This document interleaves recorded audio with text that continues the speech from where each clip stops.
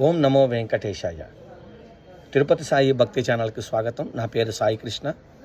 ఇవాళ అతి ముఖ్యమైనటువంటి విషయాన్ని తెలుసుకుందాం.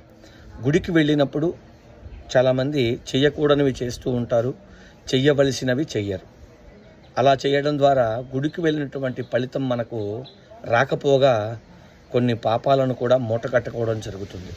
అందుకనే ఆలయానికి వెళ్ళినప్పుడు ఎలా వెళ్ళాలి, ఏం చేయాలి, ఏం చెయ్యకూడదు ఇవాళ మనం తెలుసుకొని ఆచరిద్దాం, స్వామి అనుగ్రహాన్ని పొందుదాం. ముందుగా శుచిర్భూతంగా గుడికి వెళ్ళాలి. స్కాంద పురాణంలో ఏం చెప్పబడిందంటే శుచిర్భూత్వ దేవగృహం ప్రవిశేత్ అనుంది. దేవగృహం అంటే దేవుడు ఉన్నటువంటి గృహం. దేవాలయానికి శుచిర్భూత్వ స్నానం చేసి చక్కనైనటువంటి ఉతికినటువంటి వస్త్రాలను ధరించి శుద్ధమైనటువంటి మనస్సుతో వెళ్ళగలగాలి. అలా వెళ్ళినప్పుడే పరిపూర్ణమైనటువంటి అనుగ్రహం కలుగుతుంది. తర్వాత వినయేన ప్రవిశేష్య భక్త్యా దర్శనం ఆచరేత్ అన్నారు. వినయంగా అత్యంత భక్తి శ్రద్ధలతో అహంకారాన్ని విడిచి, నేను నావి అన్నది విడిచి, నీవు ఇచ్చినవి అని ఒక ఆర్ద్రమైనటువంటి మనస్సుతో, ప్రేమతో, భక్తితో స్వామిని వేడుకోగలగాలి. ఇంతేనా అంటే మౌనవ్రత సమోభవేత్ దేవాలయే విశేషతః.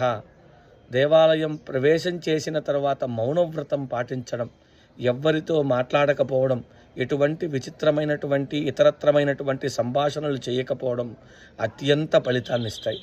అదే ఆలయానికి వెళ్ళి అనవసరమైనటువంటి సంభాషణలు చేసావా, లేనిపోయినటువంటి పాపాలను మనకు అంటగడతాయి. అందుకే ఆలయంలో మౌనవ్రతం చేయడం అత్యంతమైనటువంటి విశేషమైనటువంటి ఫలితాన్ని ఇస్తుంది అని మనకు తెలియజేసింది. ప్రదక్షిణ నమస్కారై పాపం నశ్యతి నిశ్చయ. ప్రదక్షిణలు, ఆ సాష్టాంగ నమస్కారాలు చేయడం ద్వారా తప్పకుండా పాపం నశ్యతి నిశ్చయ, పాపం అనేది నశించిపోతుంది నిశ్చయంగాని మనకి స్కాంద పురాణంలో చెప్తోంది. విష్ణు పురాణం కానీ, శివపురాణం కానీ, ఏ పురాణంలో అయినా సరే విష్ణాలయం కానీ, శివాలయం కానీ, వినాయక ఆలయం కానీ, ఏ ఆలయం అన్నా సరే ప్రదక్షిణ సాష్టాంగ నమస్కారాలు చేయడం ద్వారా పాపాలన్నీ కూడా నిశ్చయంగా నశించబడుతుంది అని చెప్పి మనకి స్కాంద పురాణంలో తెలియబడుతోంది. ఈ విధంగా గుడికి వెళ్ళినప్పుడు అత్యంత భక్తి శ్రద్ధలతో మౌనవ్రతాన్ని ఆచరించి స్వామి దర్శనం చేసి, స్వామి నామస్మరణ చేసి స్వామి అనుగ్రహాన్ని పొందండి. తర్వాత వీడియోలో ఏం చెయ్యకూడదో తెలుసుకుందాం. ఓం నమో వెంకటేశాయ.